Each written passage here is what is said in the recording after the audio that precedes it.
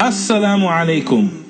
What are the first words that come to your mind when you hear the name Imam Bukhari? I'm guessing it's along the lines of hadith scholar of Sahih Bukhari.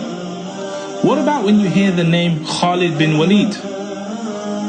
I'm guessing the warrior who was the sword of Allah. How about Michael Jordan? Basketball, right? Why is it that when we hear about certain people, the same image comes up for all of us? It's because these people didn't just settle for being mediocre like everyone else. No, they were on a different standard. They were A-stars. Let's take the example of Imam Bukhari. As a young child, he sat in circles of knowledge learning from his local scholars. By the time he was 16, he had memorized 2,000 ahadith. He went on Hajj with his mother and older brother. When he saw scholars from all over the world teaching in Mecca, he realized that this place was a goldmine for learning knowledge. He begged his mum to allow him to stay in Mecca, so she agreed. He lived in Mecca and Medina for a few years where he collected hadith from the leading scholars. He traveled extensively seeking knowledge in Baghdad, Egypt and other major learning centers of the time. He learned ahadith from over 1,000 scholars. He even sat with Imam Ahmad bin Hanbal, one of the four great Imams.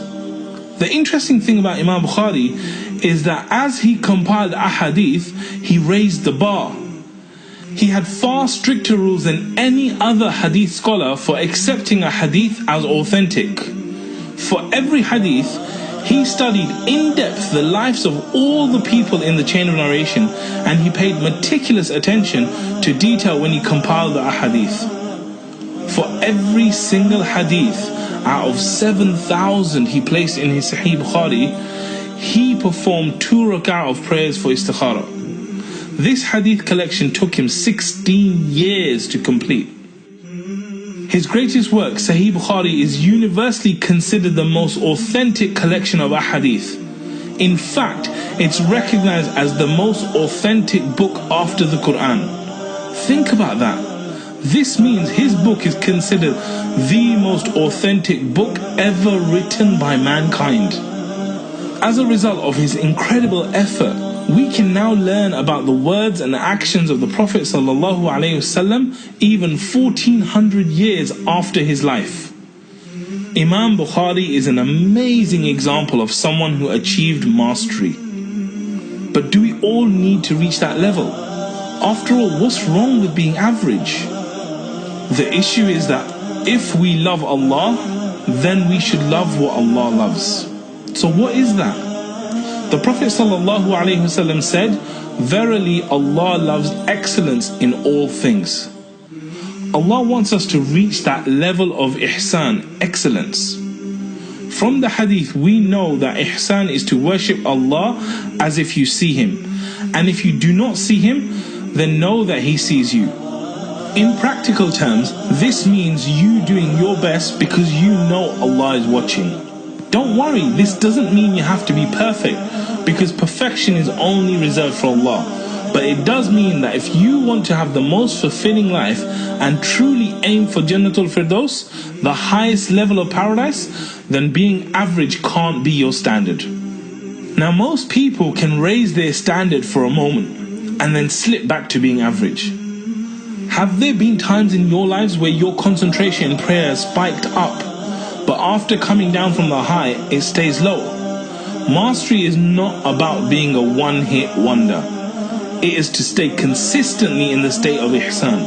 It's to make ihsan part of your DNA. It's to make ihsan your default standard.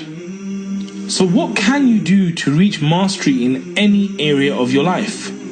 Here are 7 steps to master anything. Step 1. Purify your intentions. Imagine you want to reach mastery in public speaking. Before taking any action, you need to have sincere intentions, because without ikhlas, sincerity, your public speaking won't benefit you in this life or the next. Make dua to Allah to help you to purify your intentions and to accept your efforts, and make a specific intention to do your public speaking with ihsan. Remember, when you reach mastery, you'll no longer be average, so you need to be ready to stand out. This means that you should not be fazed by criticism or praise by other people. The only way you'll be able to do this is by ensuring you're doing this solely for the pleasure of Allah. Step 2. Aim for A star. Seek out resources such as books and courses that will help you reach excellence in public speaking. For your actions to be accepted by Allah, you also need to stick to the Sunnah. For example, you won't be able to reach A star if you do public speaking in bars with alcohol. Take action in the right way. Remember, it's not practice makes perfect, it's perfect practice makes perfect. Because if you practice the wrong way of doing something, like public speaking in a monotone voice, you'll just get really good at doing it the wrong way. Step 3. Laser focus. Choose one area and devote yourself to achieving mastery in it. Don't be a dabbler. The dabbler is someone who gets really excited about something new, like public speaking for example. He quickly makes progress, but when he faces obstacles and no longer sees instant results, he quits. Then he moves on to something else, like tennis, and he keeps going through this cycle over and over again, hopping from one thing to another. The master, on the other hand, expects the obstacles to come. When he no longer sees instant results in his public speaking, he gets help. He stays laser focused on public speaking and keeps going until he reaches mastery. Step 4. Observe role models. The master gets help by finding a mentor. Look for someone who has already achieved what you want, which in this case would be exceptional public speaking. Learn from them rather than from your own trial and error. This will save you a lot of time and stress. At first, just watch your mentor in action. Use deep observation. Find out exactly what they do before, during and after their public speaking that makes them so successful at it. Remember, this step is not about showing yourself off to others. It's about you learning as much as you can from others. Step 5. Practice, practice, practice. Based on what you observed, start doing public speaking yourself. Keep doing it again and again. There's no way you can achieve mastery, which is making ihsan part of your DNA, without thousands of hours of practice. The more public speaking you do, the more you will shine at it. Step 6. Be patient. You won't be able to give the time required for mastery without patience. Practice your public speaking with consistency and care. Don't give up when you face obstacles. Don't give up when you're criticized by others. Be patient. Step 7. Add your touch. With all those hours of practice, you'll start to find new and unique ways to raise the bar even further.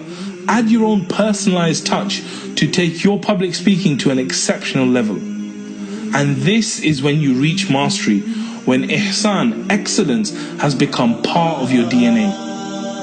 I hope you enjoyed this video and found it beneficial. If you did, you can do 2 things to continue your mastery journey. Firstly, you can subscribe to the YouTube channel by clicking here. When you subscribe, you'll get regular videos that will help you achieve breakthroughs in your life, inshallah. Secondly, you can join the online mastery group by clicking the link below. When you join, we'll send you inspirational email reminders, podcasts, updates and free resources that you won't get on YouTube. We look forward to seeing you on the next video, inshallah. Assalamu alaikum.